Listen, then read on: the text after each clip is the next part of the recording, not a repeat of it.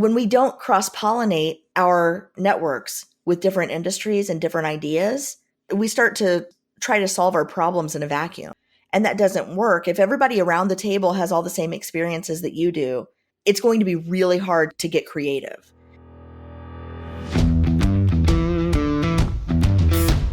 Technology is transforming how we think, how we lead, and how we win. From InterVision, this is Status Go, the show helping IT leaders move beyond the status quo, master their craft, and propel their IT vision. Welcome to Status Go. I'm your host, Jeff Tunn. One of the themes of our first season here on Status Go is companies don't transform, people do. For any IT leader who wants to challenge the status quo, who wants to transform, having a vibrant professional network is key. I learned the value of a strong network several years ago when I was in transition myself. For the first time in my career, I found myself without a job. I really had no idea where to start. My network had gone stale. I had spent little to no time fostering it over the years. But I was stunned at how many people were willing to stop everything and have a cup of coffee. People I hadn't talked to in 20 years, people I didn't even know. From that point on, I promised myself two things. First, I would never let my network go cold again. And second, whenever anyone asked to meet for coffee, the answer was yes. Over the years, I built a strong and large network, and I was feeling pretty smug. And then I met Amy. Our guest today is Amy Waninger, CEO of Lead at Any Level and the author of Network Beyond Bias. And I'll add, a recovering IT professional. Amy's approach to networking, what I like to call intentional networking, opened my eyes to a whole new world, a new approach. Welcome to the show, Amy. Thank you so much, Jeff. You could not see me nodding along as you were talking about needing to keep your network fresh and warm and keep your connections going. It's always when we think we don't need people that it's best to reach out to them. And then when we do need them, it's so seamless. Absolutely. But it can be a challenge, right? To spend that time and that effort. But man, it is so worthwhile to do that. It is. I was in a similar situation to you, early in my career in the early 2000s. IT was a great place to be for about 6 months at a time, right? We would staff Yep. up, we would lay off, we would staff up, we would lay off. And I quickly realized just right out of school how important having a good network was, because the people that got jobs the quickest after a layoff were the ones with strong networks. And I set out very early in my career to build as broad a network as possible. So Amy and I were first introduced via a mutual connection. And honestly, Amy, I can't even remember now who that was that connected us, but you were in IT, I was in IT. You were getting ready to publish your book. I was in the process of writing mine. We just had to meet. And I have to say, our conversation was incredibly impactful, at least for me. So as you know, this podcast is about challenging the status quo. To me, your work has been just that, challenging the status quo, encouraging people to think differently. Talk to us a little bit about your work at Lead at Any Level and how you are challenging that status quo. Thank you, Jeff, for that. It was a great conversation that we had, and I am so glad that you and I met. I think I joked last time we talked that we tend to talk about each other more than we talk to each other, because Exactly. Yeah. everywhere I go in town, people are like, I was just talking to Jeff Tunn about you. And Ditto. so what I do, going back to your actual question, at Lead at Any Level, I work with organizations that want to build diverse leadership bench strength for a sustainable competitive advantage. That statement is designed to elicit a lot of questions like, why leadership bench strength? How does that get you to a competitive advantage? And I really believe that the old ways of doing things, the old ways of recruiting and hiring and succession planning, the old ways of promoting people, the old ways of recognizing talent, those days are gone. And we really need to accept, as people in business, as people in IT, that we are in a global economy with a global talent pool, with a lot of demands on their interests and affections and time. And we need to engage differently with our employees and show them that we're really for them. So let's go back to that first coffee meeting. I remember sitting down and I asked you to tell me about your book. And rather than just describing an outline of the book, you grabbed a napkin and began to draw on it. Being an old IT person myself, I was quite comfortable designing systems on the back of a napkin. But you walked me through this exercise, the initial exercise. Can you kind of walk our audience through what you and I talked about that first day? And if you're listening, I encourage you to grab a piece of paper, or if you happen to have a napkin handy, walk through this exercise with Amy. Absolutely. And if you're driving, don't worry. I will give Yeah, yeah, yeah. I'll give Jeff a link that he can put in the show notes so that you can access it after the show. So if you have paper in front of you and you're not driving, draw just down the left-hand side of the paper, leave a little room at the top, but down the left-hand side of the paper, write vertically the word champ. CHAMP. I created this concept called networking like a champ because a lot of people don't think very far ahead about who do they need to connect with and why. Our network is whoever sits by us at work that week. And I've talked to people who said, I used to be really good friends with Jane and they did a restack of our office. And now I never see Jane and I'm really good friends with Hamid. And, and then if Hamid has to move to a different floor, guess what? Yeah, You've yeah. lost touch with him. It's funny to me how much proximity and likeness, meaning how much like people or how much like ourselves other people are, really drive who we connect with. And so I want people to think very intentionally about their careers and the impact of networks on their careers. So each letter in CHAMP stands for a type of person you need in your career. The C stands for customer. Now, if you're playing along at home, write down the name of an actual human customer. And I'm not talking about an internal customer. I'm not talking about somebody who works in your same company that you're delivering your services for. I'm talking about somebody who buys your company's services because you really want to understand your company from the perspective of someone that writes a check. So write down the name of a real human customer, somebody who you can look in the eye, shake their hand, and ask them questions. The reason this is important, besides just getting that outside perspective, is, if everybody in your organization understands what your end customer needs, you're going to be able to innovate. You're going to be able to drive both top line and bottom line results. And so it just makes a big, big difference. The second person in your network that you need to be very thoughtful about is someone who you've recently hired or helped get a job. That's what the H stands for in CHAMP. So write down that person's name next to the H in CHAMP. Now, it doesn't mean that you hired them directly. It could be that you recommended them for a job at your company or somewhere else. You introduced them to a hiring manager or hand delivered them to a trusted recruiter in your industry. I have my personal favorite. Am I allowed to name drop my favorite recruiter in IT? Oh, sure. Okay, so Don Kellner at Momentum is the best recruiter. I love that guy, and everybody that I talk to that's looking for a job in IT, I'm like, okay, I hear you're looking for a job, but have you talked to Don yet? So if you've introduced somebody to Don Kellner or your favorite recruiter in your metro area, write their name down in the H column or in the H spot. Now, I want to be very clear that endorsing somebody's skills for Excel on LinkedIn does not count as helping them get a job.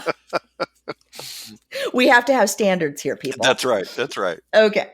So the A is for an associate, and your associate is somebody that you are kind of on a level playing field with, maybe somebody that's a pacing partner for you in your career, or somebody that you can go out and have coffee with, or maybe something a little stronger if you've had a bad day at work and kind of bounce some ideas off of them. The idea is that wherever they work, they have about the same level of responsibility and authority that you have. Are you with me so far? So far, so good. Okay. The M is for your mentor. Now, your mentor doesn't have to be somebody that's officially assigned to you by some agency with ultimate authority over your career. Your mentor can be anyone that you look up to. that you take their advice to heart, and that you seek their counsel when things get rough. And if that person doesn't know that they're your mentor, tell them, because it's going to make them feel good. It's going to let them know that something they've said was worthwhile. P is for your protege. And this is so important. So just like a mentor can show you a path forward, taking somebody under your wing and telling them all the things that you know that you've learned since you were in their spot can be a really good reminder of how far you've come. If you suffer from imposter syndrome, which is that feeling that you'll never know enough to be legit in your space, my first piece of advice to you is go find somebody that you can mentor, because every bit of wisdom that you pass on to them, everything that you've learned, you'll have to recognize that that's something that you've acquired.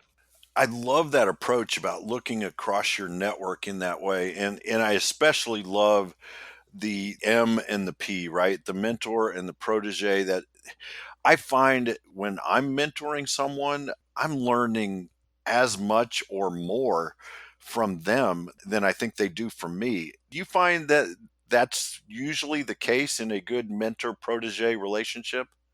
Absolutely. I think that being a mentor is one of the most important and valuable things a person can do. And it's not just for somebody else's career, right? But for their own career. Yeah, yeah. I actually have a blog post entitled 17 Completely Selfish Reasons to Be a Mentor. I've missed that one. I'm going to have to go check that one out. But, there are so many selfless reasons, right? Just to give back and just to help somebody else. So I want to shift gears just a little bit. Your book, Network Beyond Bias, and I'm going to add in here to our listeners, I highly recommend that you grab a copy of that book. It will change the way you look at professional networking, and it will probably change the way you look at yourself. So I encourage you to pick up that book. But anyway, Amy, you start that book with a look at our biases, our unconscious biases. Like your book, I think that is where our conversation started when we first met, because I had just read the book, What Works for Women at Work. I was kind of in a quest to improve gender diversity in IT. Would you explain bias and unconscious bias and why that plays an important role in our daily lives? And then take it a step further and why that's important when you're thinking about your professional network. Absolutely. So bias is just a preference, right? Let's get that out there right now. Everybody has bias. If you have a brain, you have biases. Our brains are very, very poor at multitasking, but very, very good at sorting. And what it's best at sorting is, things that are familiar to us and things that might kill us. Those are kind of the two buckets we put things in, right? And, if something goes into that might kill me bucket, we tend to pay more attention to it. So anything that we've seen before, we tend to ignore. And the best way I think to describe that is, if you have a commute to work that you make every weekday, there are probably days that you get to work that you don't remember even driving there. Yeah. You might remember one stoplight along the way, or, one person that cut you off, right? Yeah. Because you've been there, done that. It wasn't about to kill you. So your brain was somewhere else entirely. Over time, these biases, they drive our behaviors and they drive our decisions. And they start to work in ways that we don't recognize anymore, that we're actually making decisions or that we're behaving in these ways. So instead of conscious decisions about making our worldview bigger and bigger and bigger, we're letting our biases make our worldview smaller and smaller and smaller. Mm-hmm. Now, that's fine if you're choosing it, but most of us don't recognize that we're doing it at all. Unconscious bias then is all of those decisions we make without even knowing we're doing it. Where we sit when we walk in a room, who we talk to first, what we say, right? We probably have 5 canned things depending on where we are and what the weather's like, of, what we're going to say. Exactly. Yeah. One of the things I've learned about that is here in the Midwest, we all talk about the weather. You go to the West Coast and they all talk about the traffic. It's kind of exactly. that same thing. So we get in these habits, right? It's important to get out of your bubble and find out that these things are cultural and not absolute. So we have these defaults that we rely on. And in our networks, it's the same thing. So just like if you used to sit with Jane and now you sit with Hamid, or, you used to sit with, Hamid and now you sit by yourself and you don't talk to anybody, you have to make a conscious effort to move, Yeah. maybe a couple cubes away from where you're sitting or a couple offices down or onto another floor, maybe even, heaven forbid, outside of your building or your industry and go make some intentional connections. And Jeff, I think, when we were talking about your network, you said at the beginning of this that you were feeling pretty smug Uh-huh. and you had all 5 types of connections, and that was great. But then I said, let's look at what perspectives does your network ignore? Yeah. So the second part of that exercise is to write the word ignore across the top, but spell ignore with 2 G's. And I'm not going to go through the whole thing. I just want to give you a taste of what this can do for you. So if you write the word ignore across the top and you start with the I column, I is for industry. So go down that list of your 5 champs and put an X next to anybody who's in a different industry from you. And I think, Jeff, when you and I did this, you kind of chuckled because you're like, well, of course, everybody I talk to is in IT. That's top of mind. And so then we talked about, Exactly. well, what does that mean for you? Right? How do you know what innovations are happening outside of your space? How do you know what client needs are changing or what customer needs are changing outside of your IT space? Yeah. I think that's one of the interesting things, and my guess is you experienced this as well with the launch of a book. So we both published books last year, but it opened up a whole new group of people that we're networking with and we're talking with that for me had nothing to do with IT. It was all about publishing and speaking. And what a wonderful group of people to add into our networks through that experience. Absolutely. And, it doesn't end there. I speak at conferences all the time. I'll go to higher education conferences and they're talking about the same problems that the people at the insurance conference were talking about the week before, which are the same problems that the technology conference is trying to solve the next week, right? When we don't cross pollinate our networks with different industries and different ideas, we start to try to solve our problems in a vacuum. And that doesn't work. If everybody Yeah. around the table has all the same experiences that you do, it's going to be really hard to get creative. And industry is like the easiest thing, right? Yeah. Like that's the easiest thing, and no one does it. Right. Right. And then we go into demographic things like age and race and gender and ethnicity and all of these different components. You know, when you add these things that make us uncomfortable, right? Yeah. Yeah. Then we really start to shut down and we start to push people away or not engage or not, and definitely not seek them out. It wasn't until I went through this exercise myself after I created the tool, I thought, oh, I'm going to rock this, right? Uh-huh. And I took my own assessment and I was almost in tears. I was like, this is not who I am. Then I realized it is who I am, but it's not who I want to be. And Yeah. so I changed. That's the power of this, is that once you see it on paper, you can understand where you need to be more intentional. And I actually created a journal to help keep myself honest. And I also sell the journal. It's called Network Like a Champ. And so basically, anytime I have a conversation with somebody from any of those categories, customer, hire, associate, mentor, or protege, I write that down in my journal and I mark not only where they fit into my network based on those categories, but what perspectives does that person bring that I don't have? Hmm. That's interesting. I like that idea. It raises a question for me as you look at this, and this is something that I'm not sure we've talked about before, Amy, but when you identify a gap in your champ network or in your ignore profiles, how do you go find someone to fill that gap? Are you doing it intentionally? Are you just letting it come towards you? How do you approach that? So I don't let anything happen by accident, Jeff. I Why does think you've that known not me long surprise enough. me? I think you've known me long enough to figure that out. Uh-huh. So no, if it was going to happen by accident, it would already be there. Good point. Good point. So no, I go out and I get intentional about this stuff. This is important. So here's just a few things you can do. If you find out, let's use a very scary for a lot of people example. Race is a really tough boundary in the United States, right? We're a very segregated society. I think somewhere upwards of 80 or 90% of white people don't actually socialize with anyone of a different Yeah. race. The numbers are a little bit better for ethnic and racial minorities in the US, but still, we tend to be very insular in our own racial communities. So I set out to fix this for myself. I was like, this is not who I want to be. Right. I want to be someone who can connect across this difference. And so, yeah, I got intentional. I started following people on social media that I'd never followed before. I started following thought leaders in different industries of different races from me. So, just some examples in the D&I space. David Casey, who is the Chief Diversity Officer for CVS Pharmacies. I follow him on social media. I follow Avis Jones DeWeaver. She's a political commentator. She's brilliant. Let's see who else. Minda Harts is writing a book right now about getting Black women a seat at the table in corporate America. Her book is called Memo, and it comes out later this year. So many people, right, that I found on social media by following a person here, and they lead me somewhere else. And I start to listen to the conversations that are happening without me, because that's what they're doing, right? They're having conversations without me, because why would I be there?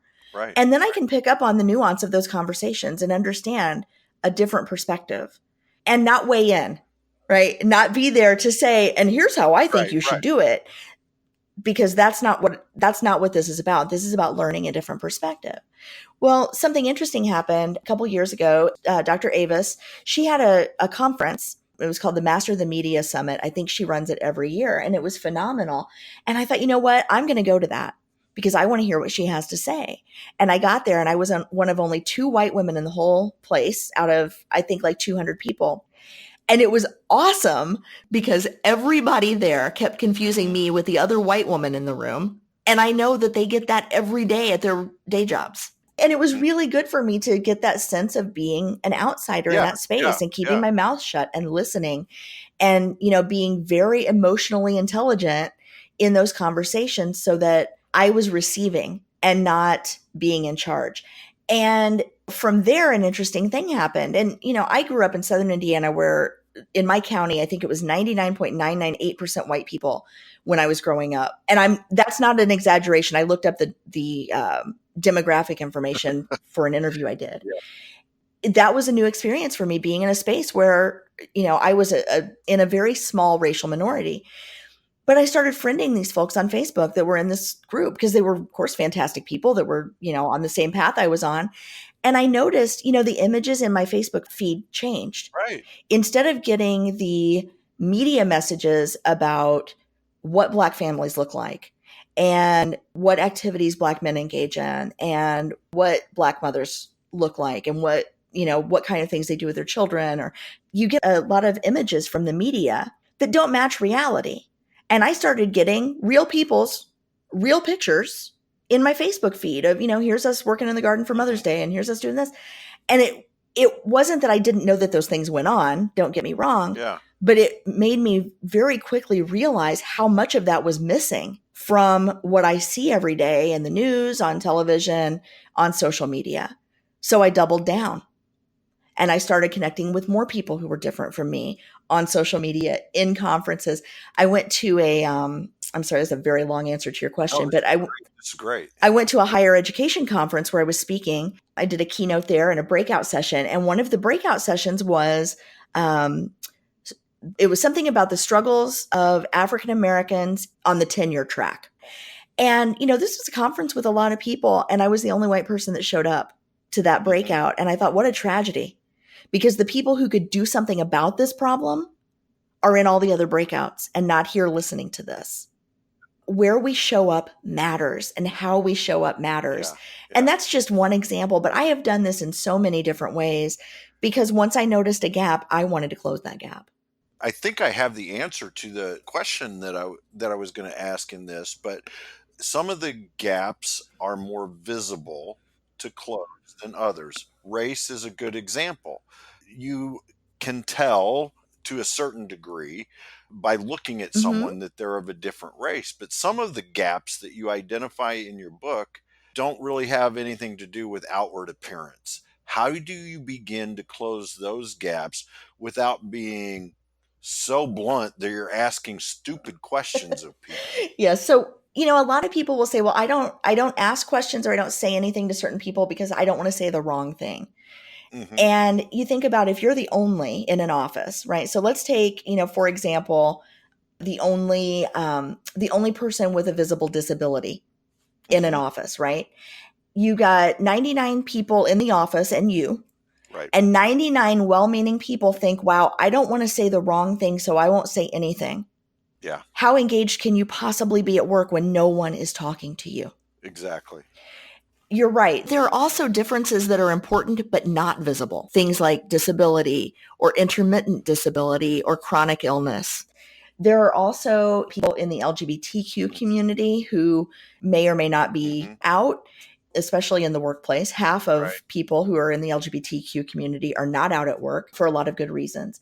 And so, yeah, there's a lot of hidden difference, right? Where we grew up, our socioeconomic status growing up is a big, big thing for people. And so, what I tell folks is, look, if you don't know somebody very well, the answer is not to say less to them to avoid offending them, right? Like Yeah, that's yeah, not going to help. yeah. Good point. So if you don't know somebody very well, the best thing to do is to ask them some questions that are not super personal, but also to share a little bit about yourself. Yeah. And I sort of have this concept of stories build trust, trust builds relationships, relationships drive business. Oh, I like that. And if you can tell a story about a time when you struggled, or a time when maybe you fell short of your own values, or you felt out of place, if you can tell those stories, especially with people who are maybe a little bit new to you, that's going to open the door for them. And they're going to see you as someone that they can trust. On the LGBTQ front, this is a tricky one because a lot of people struggle to be out at work because being out at work, while it might afford them certain benefits in terms of health benefits for their spouse or their domestic partner or things like that, it can cause them other problems as well. So that might put their job at risk altogether because in a lot of states, there are no protections for LGBTQ workers. It might put their housing at risk if they rent. They could be evicted from their homes in many states for being LGBTQ. There are a lot of people holding a lot of stuff back for their own personal safety. Right. What I say to people is, look, if you think you don't work with anybody who's LGBTQ, it's because they don't feel safe. It's not because they're not there. And the best way to make people feel safe is to speak up, be an ally. Yeah. Wear a Pride lapel pin during Pride Month, which is coming up in June. Put an ally sticker up on your cube wall or your office wall. If you have someone in your family who's LGBT, don't talk about them in hushed tones. Don't erase their partners from your weekend family reunion stories, right? Speak up about that and let people know that you're a safe person to come out to. You're a safe person to talk to, because I guarantee you they're looking. I've had that experience in my own life, and I've had other people come to me because they saw me as an ally when they felt like they didn't have anyone else at work. That is a great suggestion. Now, I'm going to lay a stereotype on you. Okay. And say that most people in the IT profession are introverts. Okay. And we introverts hate the thought of networking.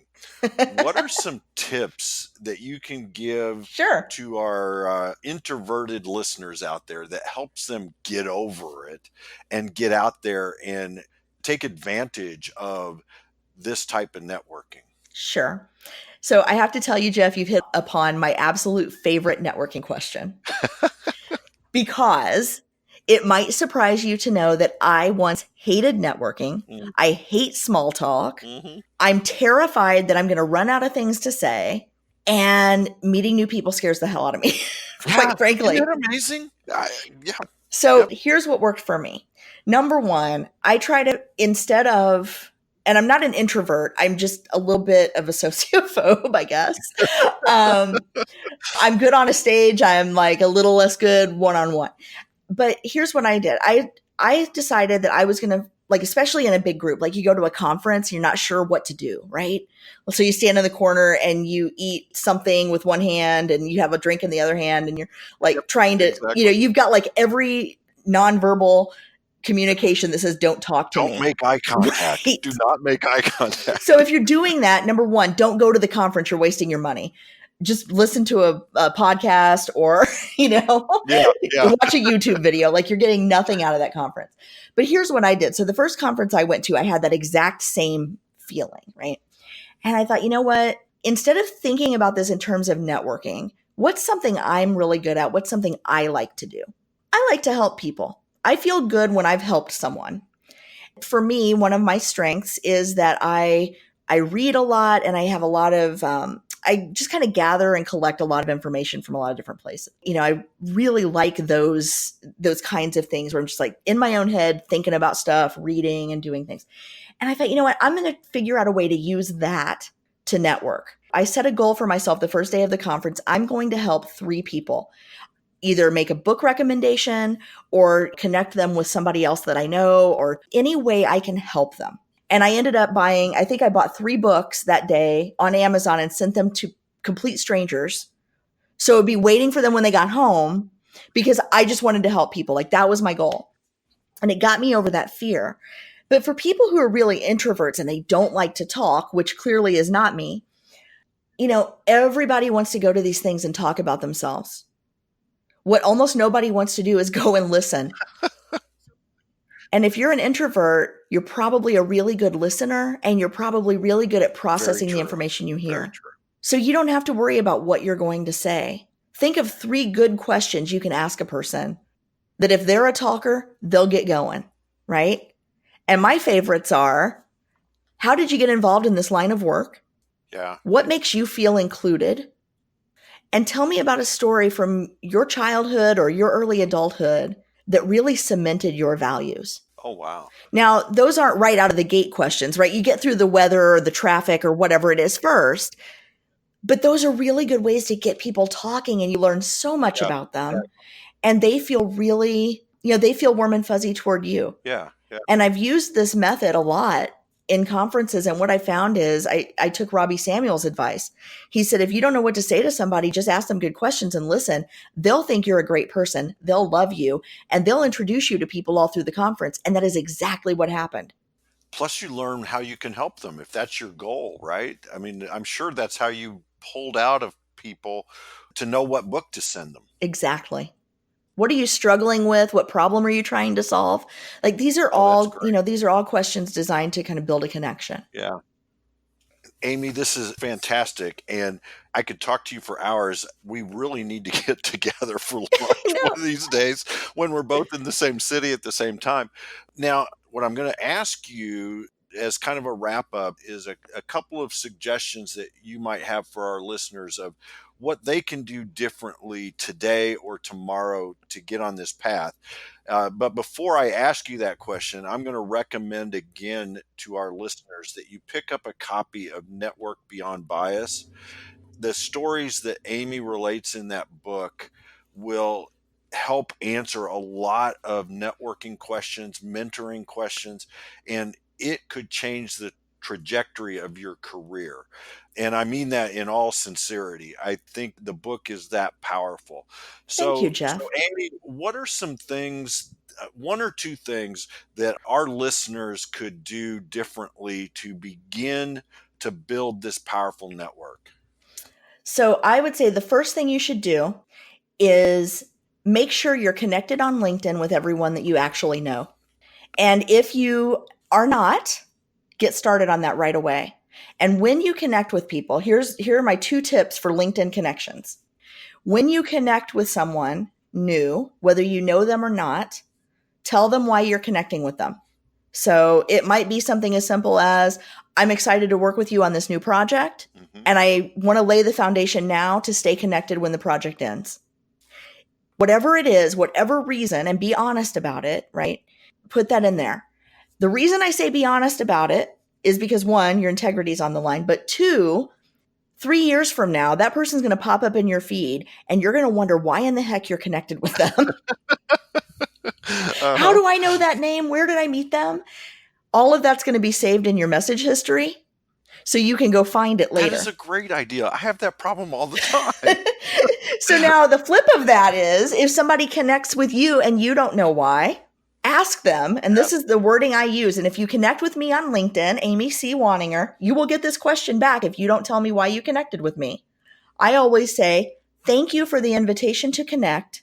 May I ask what prompted your request? I like that. And this tells me two things. One, if you're selling something, I'm going to know it right away. Yep.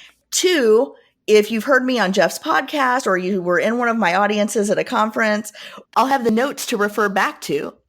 The other thing that does, though, is, it really helps start a conversation, because now I know what things might interest you. I'll have kind of a connection in my brain that, Right. Jeff connected with me because he liked my thoughts on podcasting. So I'm going to send him this article that I just saw. I like that approach, Amy. It provides more value to the LinkedIn network. Absolutely. So, Amy, this has been great, and as I said, we could go on forever. But Megan's probably back there trying to cut us off. To our listeners, if you have a question or want to learn more, go to intervision.com. The show notes will provide links and contact information. Reach out to Amy on LinkedIn. Again, I encourage you to pick up her book, Network Beyond Bias. This is Jeff Tunn for Amy Waninger. Thank you very much for listening. You've been listening to the Status Go podcast. You can subscribe on iTunes or get more information at intervision.com. If you'd like to contribute to the conversation, find Intervision on Facebook, LinkedIn, or Twitter. Thank you for listening. Until next time.